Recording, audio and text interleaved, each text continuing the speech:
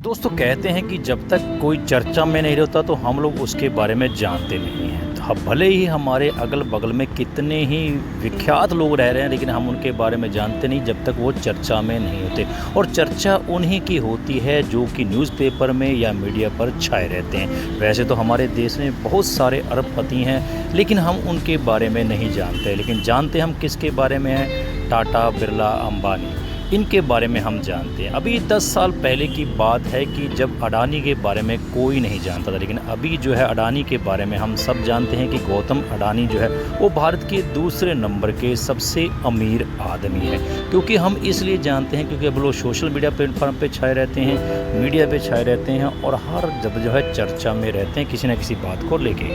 हम भी जब बचपन में थे तो बचपन में ही हम अंबानी, बिरला, टाटा का नाम तो जानते थे, लेकिन अडानी का नाम कोई नहीं जानता। लेकिन अभी कुछ वर्षों से सब लोग जो है अडानी का नाम जानते हैं। अभी बच्चा बच्चा जो है गौतम अडानी जी के बारे में जानता है, क्योंकि वो सुर्खियों में बने हुए समाचार पत्रों में आते हैं, मीडिया में आते हैं, छाए रहते हैं। तो दोस्तों इसी प्रकार से हमारे भारत के राजधानी दिल्ली के भी एक अरबपति हैं जो इस बार फोर्ब्स लिस्ट में अरबपतियों की लिस्ट में आए हैं।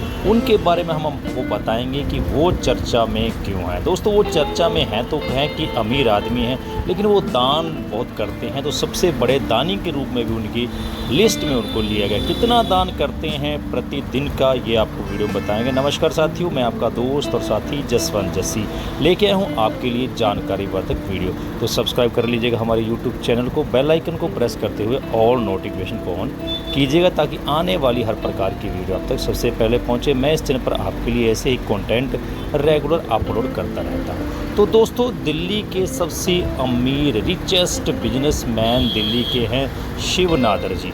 शिव नादर जी कौन है? शिव नादर जी क्या करते हैं? शिव नादर जी की कितनी संपत्ति है? शिव नादर जी कितना दान करते हैं, हम आपको बताएंगे।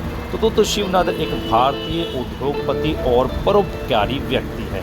वो वैश्विक जो IT सेवा है कंपनी है HCL टेक उस लिमिटेड, उसके वो पूर्व अध्यक्ष और संस्थापक हैं। उन्होंने जुलाई 2020 में HCL टेक के अध्यक्ष पद से इस्तीफा दे दिया था और उसके बाद उनकी बेटी जो रोशनी नादर मल्होत्रा को ये पद सौंप दिया। अब जो है 2021 में C विजय कुमार जी इस संगठन के CEO हैं और MD के पद पर उनको नियुक्त किया गया है। अब शिव नादर जी अरबपति नादर फाउंडेशन के संस्थापक और अध्यक्ष भी हैं। नादर जो है देश के कंप्यूटिंग और IT उद्योग के अग्रदूतों में से एक। उनके दोस्त उनको प्यार से मैक्स भी कहते हैं, जिसका कि प्राचीन फारसी अर्थ है जादूगर। तो अक्टूबर 2021 में फोर्ब्स की लिस्ट जो है वो जारी हुई, जिसमें उन्हें 36.9 बिलियन डॉलर की राशि के साथ, यानी कि 3 लाख करोड़ रुपए की अनुमानित राशि के साथ, नेटवर्क के साथ उनको भारत के तीसरे सबसे बड़े अमीर आदमी के रूप में उनको लिस्ट में शामिल किया गया, उनको स्थान दिया गया है। दोस्तों इनसे पहले कौन कौन से अमीर आदमी हैं जो पहले और दूसरे स्थान पर विराजमान हैं, वो शायद आप अंदाज़ा लगा ही चुके होंगे। चलिए हम आपको उसके बारे में बता देते हैं। तो नंबर 1 पे विराजमान है मुकेश अंबानी जी, जो 116 बिलियन डॉलर की संपत्ति के साथ हैं। और नंबर 2 पे हैं जिनका नाम हमने बताया गौतम अडानी जी, जो कि 84 बिलियन डॉलर के साथ दूसरे स्थान पे हैं। और नंबर 3 पे 37.9 बिलियन डॉलर की राशि के साथ शिव नादर जी तीसरे स्थान पे। इनके बाद स्मृति जिंदल, विजय सांघवी, सायरन पूनेवाला, कुशाल सिंह, कुमार बिड़ला, राजधानी धमानी, राधाकृष्ण धमानी और लक्ष्मी मित्तल जो है 10वें स्थान पर हैं। तो दोस्तों इसी प्रकार से उनको चर्चा का विषय जो है वो बनाया गया है। तो तीसरे सबसे बड़े अमीर आदमी ये हैं। अब इनकी शिक्षा दीक्षा के बारे में बात कर लेते हैं कि शिव नादर का जन्म जो है वो 14 जुलाई 1945 को तमिलनाडु में शिव सुब्रमण्यम नादर और वामा सुंदरी देवी जी के घर पे हुआ। उन्होंने अमेरिकन कॉलेज मदुरई से प्री यूनिवर्सिटी डिग्री प्राप्त की और PSG कॉलेज ऑफ टेक्नोलॉजी से इलेक्ट्रिकल और इलेक्ट्रॉनिक्स इंजीनियर में स्नातक की उपाधि प्राप्त की। उसके बाद उनकी शादी जो है किरण शिव नादर से हुई, जो कि एक भारतीय कला संग्रहणकर्ता और परोपकारी है। अब आपको बताते हैं कि उनकी शुरुआत कैसे हुई, कैसे वो अरबपतियों की लिस्ट में शामिल हुए।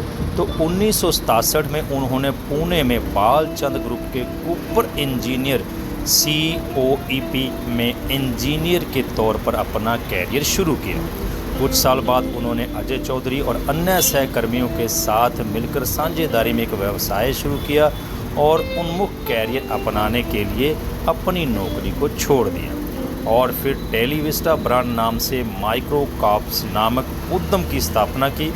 बाद में उन्होंने मिलकर 1976 में माइक्रो प्रोसेसर कैलकुलेटर बनाने के लिए HCL टेक की स्थापना की और नादर जी ने 1996 में अपने पिता श्री सुब्रमण्यम नादर जी के नाम पर चेन्नई में SSN कॉलेज ऑफ इंजीनियरिंग की स्थापना की।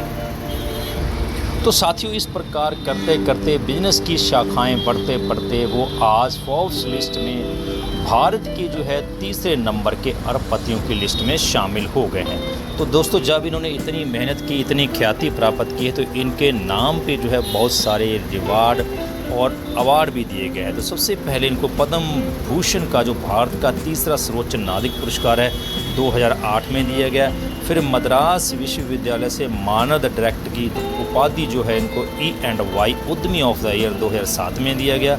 फोर्ब्स की एशिया प्रशांत क्षेत्र की परोपकार की जो लिस्ट है उसमें 48 नायक इनको दिए गए 2011 में और फिर इंडिया टुडे ने 2017 में भारत के 50 सबसे शक्तिशाली लोगों की लिस्ट में इनको शामिल किया।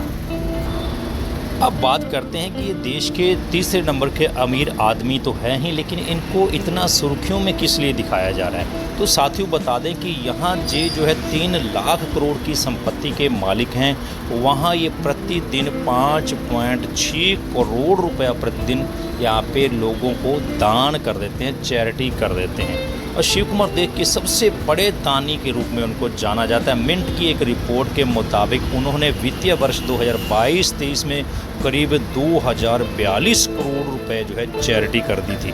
अगर कैलकुलेशन करके देखा जाए तो 5.5 करोड़ रुपए प्रतिदिन का हिसाब बनता है।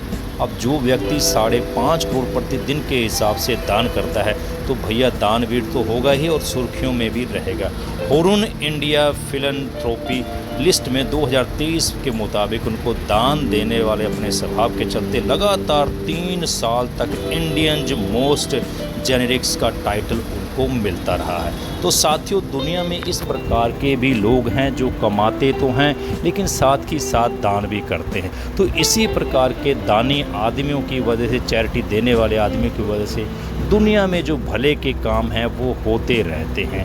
तो साथियों, आपको ये कहानी, आपको ये जानकारी कैसी लगी, प्लीज़ कमेंट बॉक्स में कमेंट करके ज़रूर बताइएगा। मैं इसी प्रकार की जानकारी वर्धक वीडियो आप लोगों के लिए लेके आता रहूँगा।